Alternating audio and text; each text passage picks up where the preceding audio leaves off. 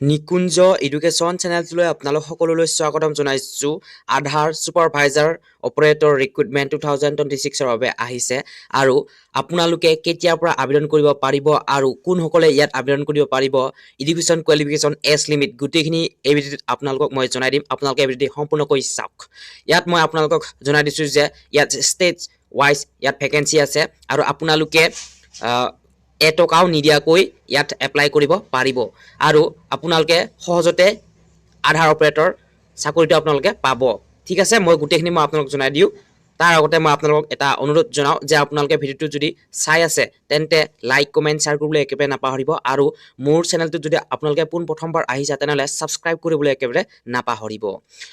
মই আপোনালোকক পোনপ্ৰথমতে জনাই দিওঁ যে আপোনালোকৰ ইয়াত পোষ্টটো নেম হৈছে আধাৰ ছুপাৰভাইজাৰ বা অপাৰেটৰ। ঠিক আছে, ইয়াত জব টাইপ ফুল টাইম হ'ব। ঠিক আছে, ইয়াত পাৰ্ট টাইম কোনো ধৰণৰ পাৰ্ট টাইম জব নহয়, এইটো হৈছে ফুল টাইম জব আৰু টোটেল পোষ্ট আছে 282 পোষ্ট। ঠিক আছে, ইয়াত ডিষ্ট্ৰিক্ট লেভেল পোষ্ট হয় আৰু আপোনালোকৰ অনলাইন আবেদন হ'ব। ঠিক আছে, ইয়াত আপোনালোকৰ অনলাইন আবেদন হ'ব। ইয়াৰ পিছত আপোনালোকৰ ইয়াত মই আপোনালোকক জনাই দিওঁ যে আপোনালোকে ষ্টেট ৱাইজ পাব। ঠিক আছে, তাৰ আগতে মই আপোনালোকক গোটেইখিনি জনাই দিওঁ কেতিয়া আহিছিলে।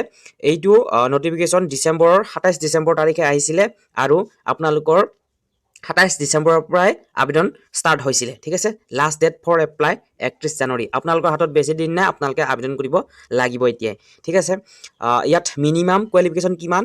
মিনিমাম হৈছে 12 পাছ, ছায়েন্স কমাৰ্চ আৰ্টছ যিকোনো ষ্ট্ৰীমৰ পৰা পাৰিব। ঠিক আছে, যদি আপোনালোকৰ 10th পাছ 2 ইয়াৰ ITI আছে তেন্তে আপোনালোকেও পাৰিব আৰু যিসকলৰ 10 পাছ প্লাছ 3 ইয়াৰ পলিটেকনিক ডিপ্ল'মা আছে তেওঁলোকেও পাৰিব। ঠিক আছে, আৰু চিম্পুল 12 পাছ যিসকলৰ 10 পাছ আৰু ITI আছে তেওঁলোকেও পাৰিব আৰু 10 পাছ 3 ইয়াৰ পলিটেকনিক থকা সকলেও পাৰিব। ঠিক আছে, ইয়াত আবেদন কৰিবলৈ। আৰু ইয়াত মেণ্ডেটৰী ৰিক্ৰুইটমেণ্ট আপোনালোকে জানে যে মই আপোনালোকক কৈ দিছোঁ আধাৰ ছুপাৰ বা অপাৰেটৰ বা ছুপাৰভাইজাৰ। ঠিক আছে, নেক্সট আপোনালোকৰ এজ লিমিটটো হ'ব মিনিমাম 18 বছৰৰ পৰা হ'ব আপোনালোকৰ। মেক্সিমাম আপোনালোকৰ ইয়াত হয়তো 50 বা 45লৈকেও থাকিব। ঠিক আছে, আৰু ইয়াত আপোনালোকৰ এপ্লিকেশ্যন ফ্ৰী কোনো কাষ্টে ইয়াত এপ্লিকেশ্যন ফ্ৰী দিব নালাগে। ঠিক আছে, সকলোৰে বাবে ফ্ৰী। আৰু ইয়াত চেলেৰি আপোনালোকৰ জব লোকেশ্যনৰ আধাৰত নিৰ্ণয় কৰিব। ঠিক আছে, আৰু চিলেকশ্যন প্ৰচেছ কেনেকুৱা হ'ব আপোনালোক কৈ দিছোঁ মই। এলিজিবিলিটি ভেৰিফিকেশ্যন হ'ব, district level recruitment document verification হ'ব, ন' ৰিটেন এক্সাম, মানে ইয়াত এক্সামেই নাই। ঠিক আছে, মেৰিট বা ইণ্টাৰভিউ এটা হ'ব। ঠিক আছে, মেৰিট এটা ওলাব আৰু ইণ্টাৰভিউ হ'ব, বাছ সেইটোৱে। আপোনালোকৰ ইয়াত কোনো ধৰণৰ এক্সাম নাই। ঠিক আছে, এই পোষ্টটোত এক্সাম নাই। ঠিক আছে, আপোনালোকে এক্সাম নিদিয়াকৈ এই পোষ্টটোত আবেদন কৰিব পাৰিব আৰু আপোনালোকে ইণ্টাৰভিউ দিয়াৰ পিছত আপোনালোকৰ চাকৰিটো পাবলৈ সক্ষম হ'ব। ঠিক আছে, কেনেকৈ এপ্লাই কৰিব আপোনালোকে এই ভিডিঅ'ৰ ডিছক্ৰিপশ্যনত দিয়া আছে CSC আপোনালোকৰ লিংকটো, সেইটোত গৈ আপোনালোকে আবেদন কৰিব পাৰিব। ঠিক আছে, আৰু মই আপোনালোকক কেইটামান কথা জনাওঁ যে এইটো আবেদন কৰিবলৈ হ'লে আপোনালোকৰ মিনিমাম 12 পাছ লাগিব। ঠিক আছে, আৰু ইয়াত কোনো ধৰণৰ এপ্লিকেশ্যন ফিজ দিব নালাগে। ঠিক আছে, আপোনালোকে ফিজ কোনো ধৰণৰ ইয়াত দিব নালাগে, যি কাষ্টেই হওক। ঠিক আছে, কোনো কাষ্টেই দিব নালাগে ইয়াত